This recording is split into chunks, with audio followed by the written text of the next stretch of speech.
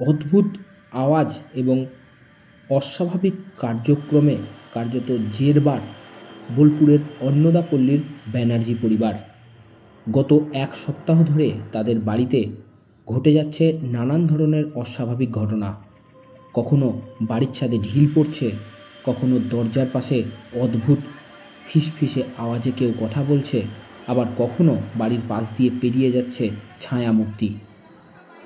শম্পা ব্যানার্জির বাড়িতে এই ধরনের কার্যকলাপ হওয়ার পরেই পাড়া প্রতিবেশীরাও নজরদারি রাখা শুরু করেন, কিন্তু অস্বাভাবিকভাবে কারোর নজরেই কোনো কিছু আসছে না। সকলের নজর এড়িয়ে এমন ঘটনা ঘটতেই থাকছে।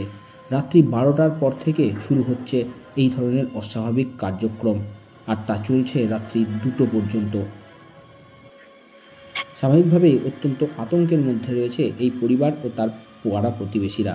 কি জানিয়েছেন তিনি, শুনব। আমাদের গত শুক্রবার থেকে এখানে জন্মদিন ছিল। জন্মদিন খেয়ে আসার পর থেকে আমাদের আতঙ্ক শুরু হয়।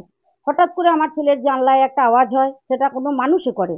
তারপর আমার পাশেই বাথরুম থেকে যাবতীয় প্রসাধনী জিনিস সব ফেলে দেওয়া হয়। এক রাতে ওরা 12টার পর থেকে 3বার করে আমাদের বাড়িতে হানা দিচ্ছে। শুক্র, শনি, রবি এইভাবে আজ 10 দিন আমরা আতঙ্কে কাটাইছি। আমার স্বামী হোমিওপ্যাথি করে, হোমিওপ্যাথির ওষুধগুলো নিয়ে সমস্ত গ্রিলে গ্রিলে লাগিয়ে দিচ্ছে।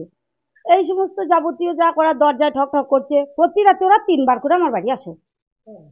তা তো বলতে পারবো না কোনো দুষ্কৃতী, না কোনো আত্মা, না কোনো কি কি আমরা সেটা বলতে পারবো না।